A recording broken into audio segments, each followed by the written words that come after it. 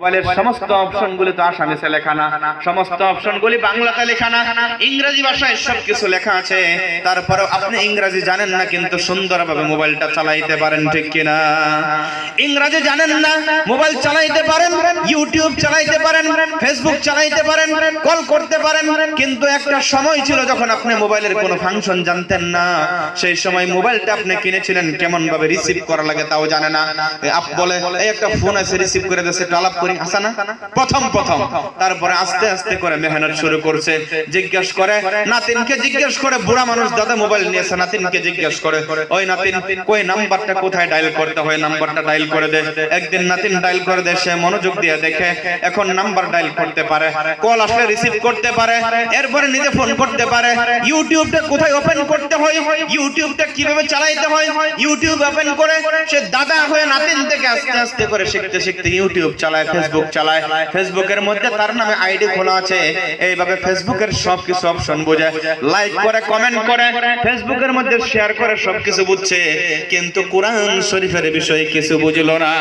ইচ্ছা যদি করতেন তাহলে মোবাইল ইংরেজিতে থাকার পরেও যদি আপনি মোবাইলটা চালাইতে পারেন, কোরআনটা আরবিতে থাকার পরেও কোরআন আপনি শিখতে পারতেন, যদি মোবাইলের মতো মুহাব্বতটা কোরআনের প্রতি আপনার থাকতো, ঠিক কিনা বলুন? আপনার হাতে মোবাইল, আপনার ছোট ভাইয়ের হাতে মোবাইল, আপনার বাবার হাতে মোবাইল, আপনার পরিবারের হাতে মোবাইল, আপনার ছেলের হাতে মোবাইল, প্রত্যেকের হাতে হাতে একটা একটা মোবাইল। সেই বাড়ি থেকে যদি কোনো একজন মুরব্বি মারা যায়, বলে এটা আমার বাবার মোবাইল ছিল, এটা আমার বাবার ঘড়ি ছিল, এটা আমার বাবার সাইকেল ছিল, এটা আমার বাবার মোটর সাইকেল ছিল, কিন্তু বাড়ি থেকে এমন একটা আওয়াজ বাহির হয় না এটা আমার বাবার কোরআন শরীফ ছিল। কেন? কোরআনে কারীম আল্লাহর কালাম, আল্লাহ পাক পরওয়ারদিগারে কোরআনে কারীম আপনার আমার জীবনের জন্য, দুনিয়া আখিরাতের কামিয়াবির জন্য দিয়েছেন। আপনি প্রত্যেকেই যদি আপনারা একটা একটা কোরআন কিনে নিতেন, কোরআনের কিছু অংশ তো আপনি জানেন, আমি উদাহরণ দিলে বুঝবেন। মোবাইলের যদি কিছু কিছু শিখে আপনি আস্তে আস্তে মোবাইলটা পরিপূর্ণ চালাইতে পারেন। এখন তো এমন অবস্থা হয়েছে, অন্য একজন যদি নতুন মোবাইল কিনে আপনার কাছে এসে জিজ্ঞেস করে ভাই মোবাইলটা একটু আমাকে শিখাইয়া দাও, আপনি এখন অন্যকে শিখাইয়াও দিতে পারেন, হাসানা অন্যকে শিখাইয়া দিতে পারেন। কিন্তু কোরআন শরীফের তেলাওয়াত নিজে তো করলেন না, শিখলেন না, জীবনে কোনো দিন আফসোস করলেন না, জীবনে একটা এহসাস অনুভব হলো আমি কোরআন শরীফের তেলাওয়াত করতে পারি না, কোরআনে কারীমের তেলাওয়াত করতে জানি না। সূরা ফাতিহা তো আপনি জানেন, সূরা ইখলাস আপনি জানেন, সূরা কাউসার জানেন কিনা বলুন? আচ্ছা এনো যারা আছে আমরা কারা সূরা ফাতিহা জানি না, একটু হাত তুলি, আমরা একটু হাত তুলেন। সূরা ফাতিহা কে জানি না? বুঝতাছেন না? আওয়াজ বুঝতাছেন না? কুলহুর সূরা ইখলাস কারা জানেন না? একটু হাত তুলুন। কুলহুর সূরা জানেন না? তা হাত তুললেন যে, দেখছেন আওয়াজ বুঝতাছে না, মনোযোগ নাই। আমি কইছি কুলহুর সূরা কারা জানেন না, হাত তুলুন না। এই হাত তুলছে মানে একটু বোঝা খেলে সেরকম হয়ে যায় না? সূরা ইখলাস আমরা সবাই প্রায় জানি, সূরা কাউসার মুখস্থ আছে, সূরা ফাতিহা মুখস্থ আছে। আপনি কিভাবে কোরআনটা পড়া শুরু করবেন আমি একটা পদ্ধতি আপনাকে শিখাইয়া দেই। আপনি কোরআন শরীফের সূরা ফাতিহা জানেন, সূরা কাউসার জানেন, সূরা ইখলাস জানেন, সূরা মাউন জানেন, সূরা ফিল জানেন, সূরা ফালাক জানেন, সূরা নাস জানেন না নাই? এই সমস্ত সূরাগুলো কিন্তু কোরআনেরই সূরা। যেমন মোবাইলের মধ্যে প্রথম রিসিভ করাটা শিখলেন, তারপরে ডায়াল করা শিখলেন, তারপরে ইউটিউব চালানো শিখলেন, তারপরে ফেসবুক শিখলেন, এরপরে আস্তে আস্তে করে সেটিং গুলা শেখা শুরু করলেন। ঠিক এইভাবে যদি আপনার প্রত্যেকের একটা একটা কোরআন যদি আপনারা কিনে নিতেন, সেই কোরআনটা যদি আপনি জীবনে সূরা ফাতিহা 1000 বার ইমামের পেছনে শুনেছেন, 1000 বার হয়তো আপনি নিজেও তেলাওয়াত করেছেন, কিন্তু জীবনে একটা দিন দেখে দেখে আলহামদুলিল্লাহি রাব্বিল আলামিন দেখে দেখে তেলাওয়াত করলেন না, জীবনে একটা দিন চোখ দিয়ে দেখলেন না সূরা ফাতিহাটা কোরআনের মধ্যে কেমন ভাবে লেখা আছে গো, সূরা কাউসারটা কোরআনের মধ্যে কেমন ভাবে লেখা আছে। জীবনে বহুতবার সূরা ইখলাস তেলাওয়াত করলেন, কিন্তু জীবনে একটা দিন দেখে দেখে নিজের চোখে তেলাওয়াত করলেন না। আল্লাহ চোখ দিয়েছে আপনাকে, এই চোখের দৃষ্টি শক্তির মালিক হলো আল্লাহ। ইচ্ছা করলে আপনাকে অন্ধ বানাইতে পারতো, ঠিক কিনা বলুন? ইচ্ছা করলে চোখ দিত। এমন বহুত মানুষ আপনার জীবনে দেখছেন, চোখ আছে, ছায়া রয়েছে, কিন্তু চোখে কিছুই দেখে না, চোখের মধ্যে দৃষ্টি শক্তি নাই। কিন্তু আল্লাহ বড় মেহেরবানি করে আপনাকে আমাকে চোখের মধ্যে দৃষ্টি শক্তি দান করছে, কিন্তু সেই দৃষ্টি শক্তি দিয়ে জীবনে কোনোদিন কোরআনের একটা আয়াত দেখার সৌভাগ্য আপনার জীবনে হলো না। কত বড় কপাল পরা মুসলমান!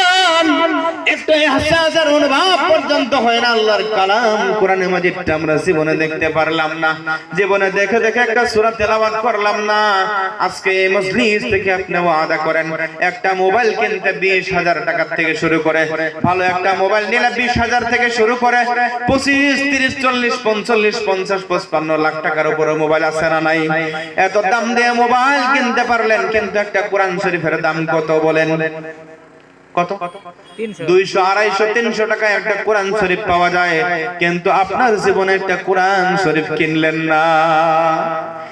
আজকে থেকে ওয়াদা করেন, আজকে থেকে আমি একটা কোরআন শরীফ আমার নামে কিনবো, আপনি আপনার নামে একটা কোরআন শরীফ কিনবেন, কোরআন শরীফটা নিয়ে বাড়িতে যাবেন, আপনি গিয়ে বিসমিল্লাহির রহমানির রহিম বলে আপনি শুরু করবেন। সূরা ফাতিহাটাই দেখে দেখে পড়েন, সূরা ফাতিহাটাই আঙ্গুল ঘুরায় ঘুরায় দেখে দেখে পড়েন, আপনার মুখস্থ আছে। তারপরে আপনার বাড়িতে আপনার ছোট্ট মেয়ে সুবহি মক্তবের মধ্যে পড়ে, সেই মেয়েটা কোরআন শরীফ পড়তে জানে কিনা বলুন? সেই মেয়েটা আপনি যদি ভালোভাবে নাও জানেন, সেই মেয়েটা সুন্দরভাবে তেলাওয়াত করতে পারে, তাজবিদ ও তরতিলের সাথে তেলাওয়াত করতে পারে। আপনার ছোট্ট ছেলে যদি মক্তবের মধ্যে পড়ে, সে আম পারাটা পুরাই পড়েছে। বিসমিল্লাহির রহমানির রহিম আম্মা ইয়াতাসাআলুন আনিন নাবাইল আযীমিল্লাযী হুম ফীহি মুখতালিফুন। এইভাবে ছোট্ট ছেলেটা তেলাওয়াত করে। আপনি যদি নাও জানেন, আপনি বাহির করে ছোট্ট ছেলেটার সামনে বসেন, সেই ছেলে তেলাওয়াত করবে, সূরা নাবাটা আপনি আঙ্গুল দিয়ে ধরে ধরে দেখেন। এইভাবে যদি আস্তে আস্তে আস্তে আস্তে প্র্যাকটিস করা শুরু করেন, শেষের দিকে চলে যান, শেষের দিকে সূরা ফিল থেকে শুরু করে 10টা সূরা প্রায় মানুষের মুখস্থ আছে, সেই সূরাগুলো কোরআনের এই সূরা আস্তে আস্তে করে দেখে দেখে তেলাওয়াত করা শুরু করেন। আপনার নিয়ত যদি সহিহ হয়, আপনার ইখলাস যদি ভালো হয়, চোখের পানি যদি আপনি ফলাইতে পারেন, আল্লাহ আপনার জেহেনটা খুলে দিবে। আপনার বাড়িতে আপনার স্ত্রী যদি তেলাওয়াত করতে পারে, সেই স্ত্রীর কাছ থেকে আপনি আস্তে আস্তে করে শেখা শুরু করেন। মাগরিবের নামাজটা পড়ে সন্ধ্যার সময় দোকানের সামনে বসে বসে সময়গুলি নষ্ট করবেন না, দোকানের সামনে আড্ডা মেরে মেরে চা খেয়ে খেয়ে সময়গুলি নষ্ট করবেন না। হঠাৎ করে নামাজ পড়ে যদি চা খাওয়ার ইচ্ছা হয়, আপনি দোকান থেকে চিনি কিনবেন, চা পাতা কিনবেন, বিস্কুট কিনে বাড়িতে নিয়ে চলে যান, বাড়িতে একটু চা বানানোর ব্যবস্থা করেন, বাড়িতে আপনি বসে যান আপনার স্ত্রীকে নিয়ে, আপনার ছোট নাতিনকে নিয়ে, আপনার ছেলেকে নিয়ে। ক্লাস 1, 2, 3 তে আপনার ছেলে পড়ে, ক্লাস 6 এ পড়ে, 5 এ পড়ে। এমন ছেলেরা যদি আপনি বাড়িতে না থাকেন, তারা আপনি বাড়িতে না থাকার সুযোগে বাড়িতে মোবাইল আছে, মোবাইল নিয়ে তারা মোবাইল টিপা শুরু করে, ফেসবুকের মধ্যে ব্যস্ত হয়ে যায়। জীবনের মূল্যবান সময়গুলি নষ্ট করে করে তাদের ভবিষ্যৎ জীবনটা অন্ধকারের মধ্যে ঠেলছে। আপনি দোকানের সামনে না গিয়ে বাড়িতে চলে যাবেন, সন্ধ্যার সময় বসবেন, আর সেখানে বসে বসে আপনি তালিম আর তাআল্লুমের একটা সিলসিলা জারি করেন।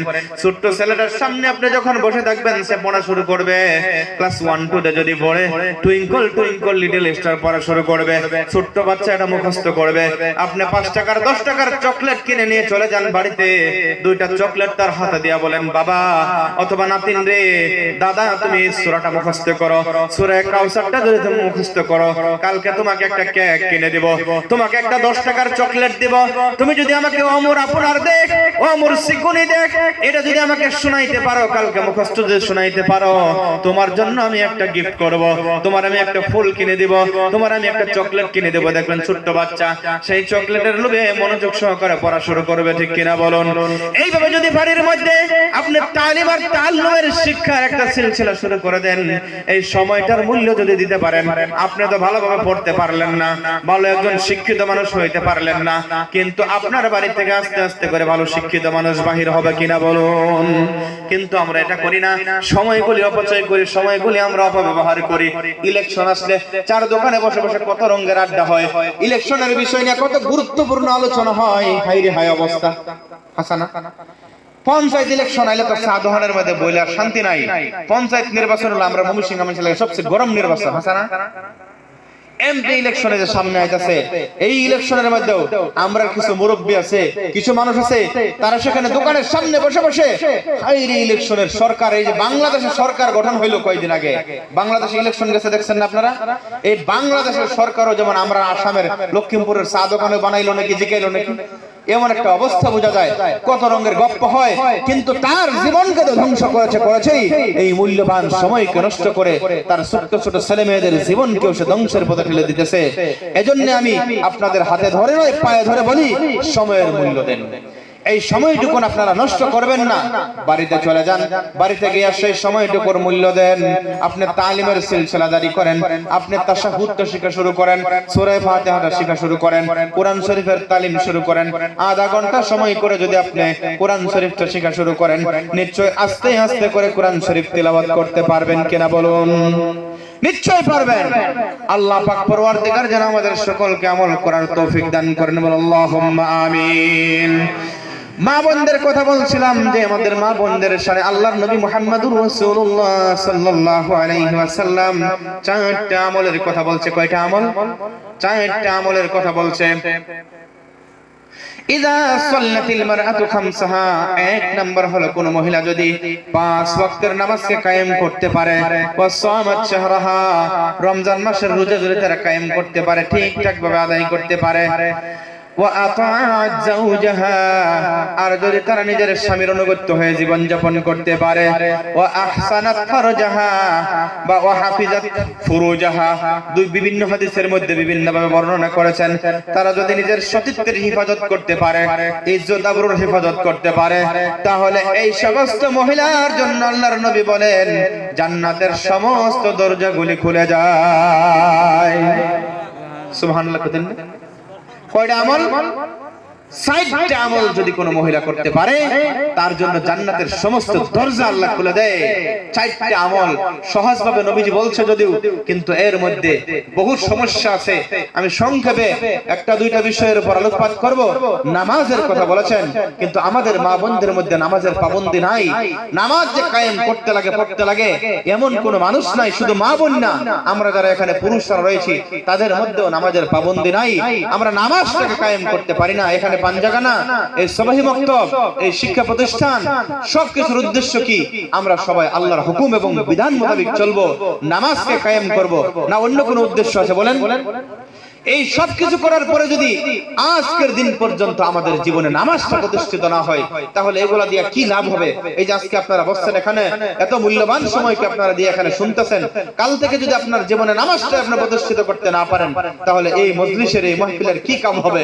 এই মজলিস তখনই কামিয়াব হবে যদি কাল থেকে এখানে মুসল্লির সংখ্যা বেড়ে যায়। এই মজলিস তখনই কামিয়াব হবে কাল থেকে যদি এই অঞ্চলের মহিলারা পর্দানিশীল হয়ে যায়।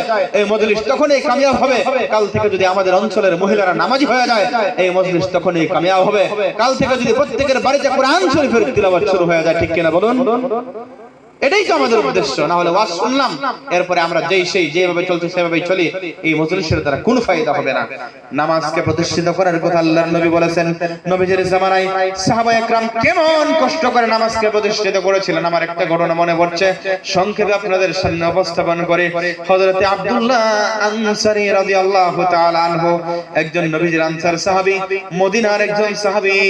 নবীজি মসজিদে নববীতে ইমামতি করে, নবীজি ইমাম, সমস্ত সাহাবীরা মুক্তাদি নামাজ আদায় করে। নবীজি ইমামতি করার পরে সাহাবাদেরকে নিয়ে এমন ভাবে বসে কিছু দিনের কথাবার্তাগুলি বলে, সমস্ত সাহাবারা শুনে, তারা আবার তাদের প্রশ্নগুলি করে, আবার নবীজি উত্তর দেয়। এমন ভাবে বহুত সাহাবা আযানের আগে গিয়ে মসজিদের মধ্যে বসে থাকে, আর কিছু সাহাবা নামাজ শেষ হওয়ার পরেও বহু সময় মসজিদের মধ্যে অপেক্ষা করে। কিন্তু নবীর একজন সাহাবী আব্দুল্লাহ আনসারী, যার নাম, আযান হয়ে যায় কিন্তু মসজিদে যায় না। আযান হয়ে নামাজের সময় হয়ে যায়, নামাজ শুরু হবে অবস্থায় মসজিদে গিয়ে হাজির হয়। নামাজটা শেষ করে জলদি করে বাহিরে চলে আসে, মসজিদে একটা মুহূর্ত অপেক্ষা করে না, নবীর মজলিসে বসে না। এইভাবে প্রত্যেক দিন যখন চলে আসে, সাহাবা একরামের মধ্যে একটা আলোচনা সমালোচনা শুরু হয়ে গেল। ইয়া রাসূলুল্লাহ, আব্দুল্লাহ আনসারী এটা কেমন মানুষ গো? নামাজটা পড়ে আসে সবার শেষে, চলে যায় সবার আগে, জলদি করে বাড়িতে চলে যায়। এটা তো আমাদের কাছে ভালো লাগে না। এই মানুষটা কেমন মানুষ গো? নবীজির কাছে বিচার দিল। নবীজি আমাদের মতো সাধারণ মানুষ ছিলেন না গো। বিচারটা শুনে সঙ্গে সঙ্গে আমরা তো বলতাম মানুষটাই ভালো না, আয়ের শেষে জায়গা আগে হাসানা। আঙ্গুর মতন সাধারণ ইমাম হইলে আমরা তো এটা কিরম মানুষ, এটা আয়া বেহের শেষে জায়গা বেহের আগে হাসানা কথাটা। কিন্তু নবীজি কোনো মন্তব্য দিছে না। নবীজি বলে, ও আমার সাহাবারা, নিশ্চয় কোনো কারণ থাকতে পারে। আমি নিজে তালাশ নিব কেন আব্দুল্লাহ আনসারী জলদি জলদি চলে যায়। নবীজি কয়েকজন সাহাবাকে সঙ্গে নিয়ে আব্দুল্লাহ আনসারীর বাড়িতে চলে গেলেন। গিয়া ডাক দিছে আব্দুল্লাহ, ডাক দিছে আব্দুল্লাহ। আব্দুল্লাহ ডাক নবীর ডাকে সাড়া দেয় না। আবার ডাক দিয়েছে আব্দুল্লাহ, নবীর ডাকে সাড়া দেয় না। তিনবার ডাক দিয়েছে, আব্দুল্লাহ কোনো ডাকে সাড়া দিল না। নবী কতক্ষণ অপেক্ষা করে আস্তে আস্তে করে ঘুরে চলে আসে। নবীজি এটা সবক শেখায় যে কোনো মানুষকে বাড়িতে গিয়ে ডাক দিবা, ডাক দেওয়ার পরে যদি বাড়ি থেকে ডাকের সাড়া না দেয় তাহলে বাড়ির ভিতরে যেতে পারবা না। এটা শুধু নবীজি শিখায় নাই, আল্লাহ পাক পরওয়ারদিগার কোরআনের মধ্যে তালিমটা দিয়েছেন। ইয়া আইয়ুহাল্লাযীনা আমানু লা তাদখুলু বুয়ুতান গায়রা বুয়ুতিকুম হাত্তা তাস্তানিসু ওয়া তুসাল্লিমু আলা আহলিহা। হে ইমানদার বান্দারা, বিশ্বাসী বান্দারা, তোমরা যদি কারো বাড়িতে যাও তখন তোমরা সালাম দাও, অনুমতি নাও। এরপরে যদি অনুমতি দেয় তাহলে বাড়িতে প্রবেশ করো, আর যদি অনুমতি না দেয় তাহলে ঘুরে যাও। বুঝছেন না সবকটা? তো নবীজি ঘুরে চলে আসে। পিছন দিক থেকে আব্দুল্লাহ আনসারী পার হয়ে আসছে, একটু দেরি হয়ে গেছে। নবীজির এটাকে সাড়া দিতে না পেরে আব্দুল্লাহ আনসারী খুশি না বেজার বলুন? বুঝতেছেন না কিছু করে? নবীর মতন মানুষ, আল্লাহর নবী মুহাম্মদুর রাসূলুল্লাহ যদি কারো বাড়িতে যায়, আপনি বলেন আপনার বাড়িতে যদি সাধারণ একজন আলিম যদি আপনার বাড়িতে এসে ডাক দেয়, নবীর কথা বাদ দেন, আপনি যদি ডাকে সাড়া দিতে না পারেন আপনার মনে দুঃখ লাগবে না? কি বলেন, লাগবে না? নিশ্চয় যে হুজুর আইছিল, ইমাম সাহেব আমাদের বাড়িতে আইছিল, ডাকলো কিন্তু আমি বাইরে যাইতে পারলাম না, মনে দুঃখ। আব্দুল্লাহর মনে বড় দুঃখ, নবী আমার বাড়িতে কেন জানি আসছিল, নিশ্চয় নবী আমার উপর কোনো রাগ করেছে, নারাজ হয়েছে, তাই আমার বাড়িতে আসছিল, আমি নবীর ডাকে সাড়া দিতে পারলাম না। দুঃখ বেদনা নিয়ে পিছন দিক থেকে যায় কিন্তু নবীজিকে ডাক দেয় না। আমরার মতন সাধারণ মানুষের তো ও হুজুর খারণ খারণ করে ডাক দিতাম, ঠিক কিনা বলুন? কিন্তু নবীজির আব্দুল্লাহ আনসারী কত আদব বলা ছিল, নবীজির সাহাবারা কেমন আদব কায়দা তাদের মধ্যে ছিল, মনোযোগ সহকারে শুনুন। আমরা তো ইমাম সাহেবরা ডাক দিলে ও হুজুর, ইমাম সাহেব ডাক পারে নেবা, এটা বেয়াদবি, একটু কাছে গিয়ে আস্তে করে কওয়া দরকার। একজন আলিম রে দূর থেকে হুজুর কইয়া মুন্সি কইয়া ডাক পারে না মানুষ? আলিম হুজুরও কয় না, কিছু মানুষ ওই মুন্সি কইয়া ডাক পারে না, মুন্সি কইয়া ডাক পারে, মানে কি? এটা বেয়াদবি, এটা এই আলিমের শানের খিলাফ। খারাপ পাইলে খারাপ পাইতেছেন কি? এটা সবকের মতন আলোচনা করতেছে, এটা আমরা না জানার লাগে বহুতে কইয়া লাগে ওই মুন্সি বেটা এরকম জোরে করে ডাক পারে, এটা ঠিক না। একজন আলিম রে সম্মান সহকারে আল্লাহর নবী কইছে, আমি তোমাদের মধ্যে এমন ফজিলতওয়ালা, আমি তোমাদের মধ্যে এমন ফজিলতওয়ালা, যেমন একজন আলিম সাধারণ মানুষের মধ্যে তেমন ফজিলতওয়ালা, আমি তোমাদের মধ্যে যেমন সম্মানী। তবে সাধারণ জনসাধারণের মধ্যে উলামা ইকরামের ফজিলত আছে না নাই? এটা আল্লাহর নবী কইছে, এটা হাদিস, যে ফাদলুল আলিমি আলাল আবিদি কা ফাদলি আলা আদনাকুম। একজন আলিমের ফজিলত সাধারণ মানুষের মধ্যে এমন যেমন আমি নবী তোমাদের মধ্যে সম্মানী। তাই এই কথাটা বলতেছি যে নবীজির সাহাবী কেমন আদব ওয়ালা ছিল। নবীজিকে ডাক দেন আব্দুল্লাহ আনসারী, পিছন দিক দিয়া যায়, আর পাওয়ার শব্দটা একটু আস্তে আস্তে জোরে জোরে শব্দ করে, যাতে পাওয়ার আওয়াজ শুনে শব্দের আওয়াজ শুনে নবী পিছন দিকে তাকায়। এমন একটা বুদ্ধি করছে, জোরে জোরে শব্দ করে করে যায়, আওয়াজ জোরে জোরে করে করে নবীজির পিছন দিক দিয়া যায়, যেন নবীজি আওয়াজ শুনে পিছন দিকে দাঁড়ায়। আর আব্দুল্লাহ আনসারী তার উযরটা পেশ করবে, রাসূলুল্লাহ আমি বড় দুঃখিত, আপনার ডাকে সাড়া দিতে পারি নাই। কেন? আব্দুল্লাহ তার কারণটা নবীজির সামনে তুলে ধরবে। নবীজি যখন পিছন দিকে শব্দ শুনলো, আওয়াজ শুনলো, পিছন দিকে তাকায় দেখে আব্দুল্লাহ দৌড়ে দৌড়ে নবীজির পাশে আসে। বলেন, আব্দুল্লাহ আমি তোমার বাড়িতে গিয়েছিলাম। আব্দুল্লাহ বলেন, ইয়া রাসূলুল্লাহ, ইয়া রাসূলুল্লাহ, আপনি বেয়াদবি মনে করবেন না, আপনি মনে বড় দুঃখ পাইছেন, কিন্তু আমি এমন পরিবেশে ছিলাম না, আপনি নবীর ডাকে সাড়া দেয়া যে আমি বাইরে আসবো, এমন পরিবেশ আমার বাড়ির মধ্যে নাই। বলে, কি হয়েছে? আমার বাড়িতে একটাই মাত্র কাপড়, নিজের শরীরটা পূর্ণাঙ্গ ঢাকার মতো, সেই একটা কাপড় দিয়ে আমি নামাজ আদায় করি। আমি যখন বাড়ি থেকে চলে যাই মসজিদে, আমার বাড়িতে একটা গর্ত খুঁড়ে নিয়েছি, সেই গর্তের মধ্যে আমার স্ত্রী বসে থাকে, আমি সেই কাপড়টা পরে মসজিদে যাই, এজন্য আমার মসজিদে যাইতে দেরি হয়, আবার নামাজটা পড়ে আমি জলদি জলদি চলে আসি। আমি বাড়িতে আসার পরে আমার স্ত্রী সেই কাপড়টা পরিধান করে নামাজ আদায় করে আমি সেই গর্তের মধ্যে বসে থাকি। এমন ভাবে সাহাবারা জীবন যাপন করেছিল, কত কষ্ট আর দুঃখ তাদের জীবনে ছিল গো। কিন্তু বর্তমান সময় আমাদের কাপড়ের কোনো অভাব নাই। এক জোড়, দুই জোড়, তিন জোড় না, 10 জোড়া, 12 জোড়া, 15 জোড়া পর্যন্ত কাপড় একজন মানুষের আছে না নাই বলুন? সুকাজ ভর্তি কাপড়, ঈদের মৌসুমে কাপড় 2 জোড়া 3 জোড়া, আবার কয়েকদিন পরে কাপড় বাবার বাড়ি থেকে আসে, শ্বশুর বাড়ি থেকে আসে, আর কত মানুষ কাপড় দেয়, তারপরেও কিন্তু নামাজের পাবন্দি আমরা করতে পারি না। কি জবাব দিবেন কাল কিয়ামতের দিবসে আল্লাহর দরবারে? নবীর সাহাবারা এত কষ্ট করে নামাজকে প্রতিষ্ঠিত করেছিল, আমরা সম্পূর্ণ সুযোগ থাকার পরেও নামাজকে কায়েম করি না। নবীজি চলে গেল, ও আমার সাহাবারা, ওসমান গনির মতো মালদার সাহাবীও সেখানে ছিল। কে আছো আব্দুল্লাহ আনসারীর জন্য একটু সাহায্য করবা? সঙ্গে সঙ্গে সাহাবারা মিলে কাপড়ের ব্যবস্থা করে নিয়ে যখন চলে আসে, আবার যখন ঘুরে আসে, দেখে দুইজন ছোট্ট ছোট্ট বাচ্চা খেজুর গাছের সাথে হাতের মধ্যে বাঁধা রয়েছে। ছোট ছোট দুইটা বাচ্চা খেজুর গাছের মধ্যে হাতের মধ্যে রশি দিয়া বাঁধা। দেখে নবী জিজ্ঞাসা করলেন, এটা কার বাচ্চা গো? আব্দুল্লাহ আনসারী বলে, ইয়া রাসূলুল্লাহ, এই বাচ্চা দুইজন আমার, কিন্তু আমার বাচ্চাগণের আমি খেজুর গাছের সাথে বাঁধছি কেন? নবী জিজ্ঞেস করলেন, কেন বাঁধছো? বলেন, ইয়া রাসূলুল্লাহ, এই যে খেজুর গাছগুলো দেখছেন, এই খেজুর গাছগুলো একজন ইহুদির খেজুর গাছ আমার সীমানার মধ্যে রয়েছে। ইহুদির খেজুর গাছগুলি বড় হইতে হইতে আমার সীমানার মধ্যে আদা চলে আসছে, খেজুর হয়, পাকা কাঁচা খেজুরগুলি এখানে পড়ে।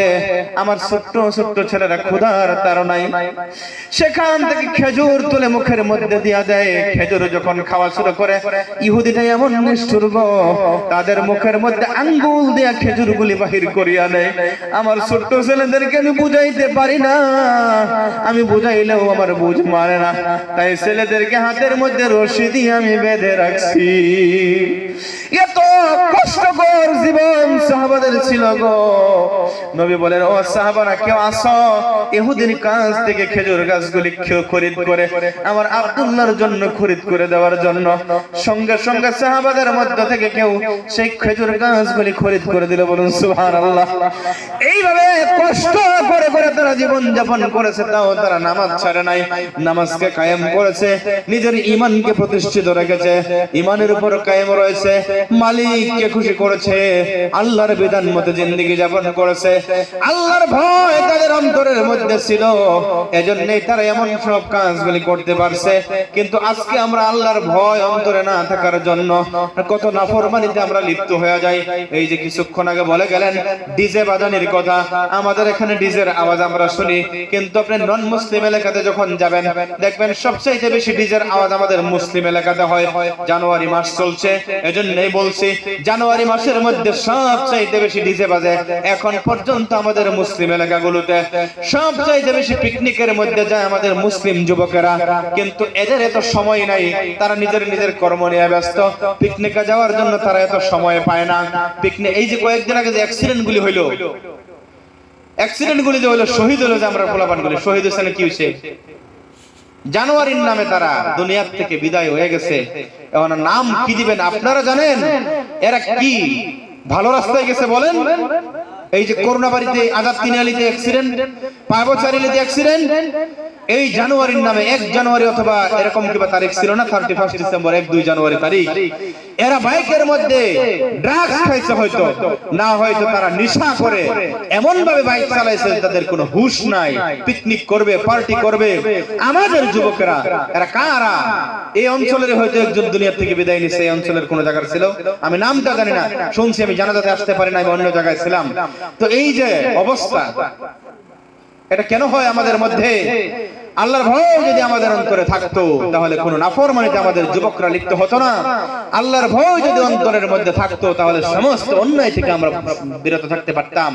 এজন্য আল্লাহ পাক বলেন, ইয়া আইয়ুহাল্লাযীনা আমানুত্তাকুল্লাহ, ও দুনিয়ার ঈমানদার বান্দারা, তোমরা আল্লাহকে ভয় করো, হাক্কা তুকাতিহি, যেমন ভাবে আল্লাহকে ভয় করার হক রয়েছে, ওয়ালা তামুতুন্না ইল্লা ওয়া আনতুম মুসলিমুন, তোমরা দুনিয়া থেকে চলে যায় না যতক্ষণ পর্যন্ত তোমরা প্রকৃত মুসলমান হইতে না পারো। মুসলমান হইতে পারো না মানে তোমার নিজের চাওয়া পাওয়া আশা সব কিছু তুমি আল্লাহর সামনে বিলীন করতে না পারো। মুসলমান মানে কি? মুসলমান মানে আপনার মনের চাওয়া, আপনার মনের আশা, আপনার মনের খাহেশ সব কিছুকে বিলীন করে শুধু আল্লাহর সামনে নিজেকে নত করে দেওয়া, আল্লাহর শক্তির সামনে নিজেকে বিলীন করে দেওয়া, আল্লাহর বিধানের সামনে নিজেকে বিলীন করে দেওয়ার নাম হলো মুসলমান। যদি মুসলমান হইতে পারছো তাহলে তুমি দুনিয়া থেকে যেতে পারো, মুসলমান না হয়ে তুমি মরিও না। আল্লাহ পাক পরওয়ারদিগার আরো একটা উদাহরণ দিয়ে বোঝায়, দুনিয়ার মানুষেরা তোমরা জেনে রাখো, তোমাদেরকে আমি একজন বাবা আর একজন মা থেকে তৈরি করেছি, একজন পুরুষ আর একজন মহিলার থেকে আমি তোমাদেরকে সৃষ্টি করেছি। ইয়া আইয়ুহান নাস ইন্না খালাকনাকুম মিন যাকারিন ওয়া উনসা وجعلناكم شعوبا وقبائل لتعارفوا إن أكرمكم عند الله أتقاكم। আল্লাহ পাক পরওয়ারদিগার বলেন, বান্দারা তোমরা জেনে রাখো এই দুনিয়ার বুকে যারা বংশের গৌরব করে, যারা মালের ধন সম্পদের গৌরব করে, কেউ হয়তো সৈয়দ বংশে জন্ম নিয়েছে বলে গৌরব করে আমি উচ্চ বংশের মানুষ, কেউ শেখ বংশে জন্ম নিয়েছে, কেউ ভূয়া বংশে জন্ম নিয়েছে, এমন ভাবে বহু বংশের গৌরব মানুষের মধ্যে আছে না নাই? আছে। এই বংশ গৌরবের দ্বারা তুমি গৌরব করলেও কোনো লাভ নাই। আল্লাহ পাক বলেন, আল্লাহর কাছে সেই বংশের সম্মান কোনো সম্মান না। আল্লাহর কাছে সেই সম্মানী সবচাইতে বেশি সম্মানী ব্যক্তি যে আল্লাহকে সবচাইতে বেশি ভয় করে।